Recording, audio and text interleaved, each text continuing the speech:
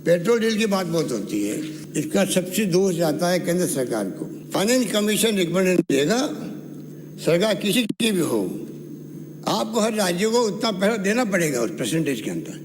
पैसा हमें मिलता है, पर जो उन्होंने गलत काम किए, गलत फैसले किए, जीएसटी पैसा लिखित में समझौता किया हुआ है, 10,000 करोड़ रुपये काट लिए उस पैसे को। कि फिर राज्य सरकार के पास तो कोई साधन नहीं होते हैं, कोई विकल्प नहीं होता इकट्ठा करने का पैसा।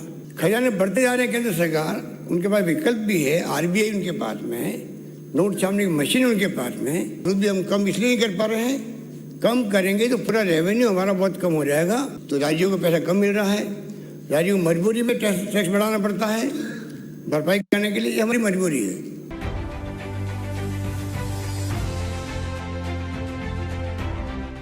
इन दिनों कोरोना से उभर रही जनता महंगाई की मार से बेहाल है। वहीं राजस्थान सरकार पर पेट्रोल डीजल पर सबसे ज्यादा वैट लगाने का आरोप लगाया जा रहा है। मुख्यमंत्री अशोक गहलोत ने कहा कि केंद्र सरकार एक्साइज ड्यूटी के उस हिस्से को लगातार घटा रही है जिसमें से हिस्सा राज्यों को मिलता है, और जो एक्साइज ड्यूटी केंद्र को मिलती है उसे लगातार बढ़ाया जा रहा है।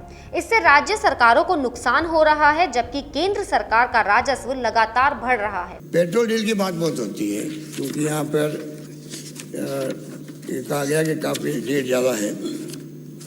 मैं इसमें निवेदन करना चाहूँगा कि माननीय अध्यक्ष महोदय, रेट ज़्यादा है, इसका सबसे दोष जाता है केंद्र सरकार को। केंद्र सरकार राज्यों को जो उनको इमदाद देनी चाहिए थी, ये कौन कहता है कि हम इमदाद दी तो हम कोई बात नहीं करते हैं, पर इमदाद दी को एहसान किया क्या? संविधान के अंदर लिखा हुआ है, फाइनेंस कमीशन रिकमेंडेशन देगा, सरकार किसी की भी हो, आपको हर राज्य को उतना पैसा देना पड़ेगा उस परसेंटेज के अंदर। पैसा हमें मिलता है, पर जो उन्होंने गलत काम किए, गलत फैसले किए, तमाम इसके 90-10 थी, 80-20 थी, 70-30 थी, सबको 50-50 कर दिया उन्होंने। जीएसटी पैसा लिखित में समझौता किया हुआ है, 10,000 करोड़ रुपये काट लिए उस पैसे को। तो मुझे आप बताइए कि फिर राज्य सरकार के पास तो कोई साधन नहीं होते हैं, कोई विकल्प नहीं होता इकट्ठा करने का पैसा, केंद्र के पास तो सब कुछ होता है। और जहाँ तक बात की जाती है डीजल के दाम की, तो आप बताइए, जो बीजेपी राज्य है, मध्य प्रदेश, कर्नाटका है, मणिपुर है, वहाँ पर रेट क्या है? अगर आप खाली हरियाणा की तुलना करेंगे तो नई बात नहीं है, चाहे सरकार आपकी रही हो चाहे हमारी रही हो। हमेशा हरियाणा के अंदर, पंजाब में, राजस्थान फर्क रहता है। मध्य प्रदेश हमारे बॉर्डर पर है, वो हमसे ज़्यादा है रेट। तो आप सोच सकते हैं कि ये स्थिति क्यों बनती जा रही है। और अभी हमने 2% कम किया तो 1,000 करोड़ का उसमें राजस्व कम आएगा, ठीक है। पर मैं जो आपको समझाना चाह रहा हूँ, जो मेरा कर्तव्य कहता है मैं आपको समझाऊँ, जिससे कि ये गलत फहमी दूर भी हो आपकी, कि केंद्र किस प्रकार से फैसले कर रहा है। एक्साइज ड्यूटी होती है केंद्र की।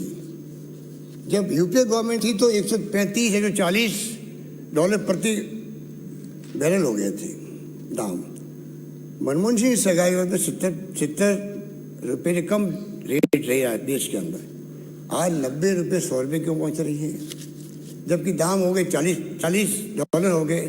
कहाँ 140 से 40 डॉलर पे आ गई अंतर्राष्ट्रीय कीमतें, और कहाँ रेट बढ़ती क्यों जा रही है? मैं बताऊँ क्यों बढ़ती जा रही है। बढ़ती इसलिए जा रही है, बेसिक एक्साइज ड्यूटी जो 9 रुपये 48 पैसे थी 16 के अंदर, वो कर दी है इस सरकार ने 1 रुपये 40 पैसे कर दी है, जिसपे हिस्सा मिलता है राज्यों को, सब राज्यों को मिलता है, वो कम कर दी।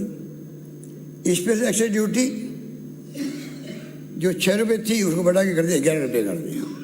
हिस्सा नहीं मिलता, राज्यों को हिस्सा नहीं मिलता है। एडिशनल एक्साइज ड्यूटी लगाई, 2 रुपये थी रेट, 18 रुपये कर दी। जो हिस्सा नहीं मिलता वो बढ़ते जा रहे हैं, जो हिस्सा मिलता है उसको कम करते जा रहे हैं। तो राज्यों को पैसा कम मिल रहा है, राज्यों को मजबूरी में टैक्स बढ़ाना पड़ता है भरपाई करने के लिए, ये हमारी मजबूरी है। डीजल के अंदर भी यही हुआ, 11 रुपये 33 पैसे थे एक्साइज ड्यूटी के, जो हिस्सा मिलता है राज्यों को, वो लेके आ गए 1 रुपये 80 पैसे पे।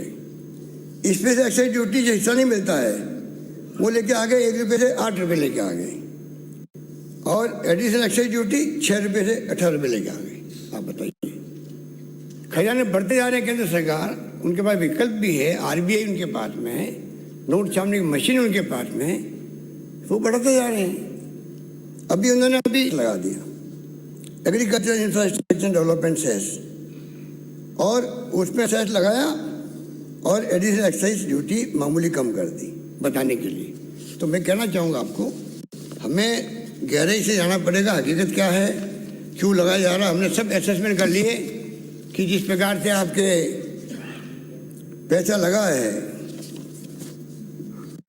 जो डीजल सस्ता मिलता हरियाणा से, ये जानकारी है सरकार के, उसके बावजूद भी हम कम इसलिए नहीं कर पा रहे हैं। कम करेंगे तो पूरा रेवेन्यू हमारा बहुत कम हो जाएगा, और कोविड के अंदर वैसे भी स्थिति ऐसी बनी हुई है, तभी हमने आप सबकी भावनाओं को देखते हुए, पब्लिक की भावनाओं को देखते हुए कोशिश करी 2% कम करने की कोशिश करी।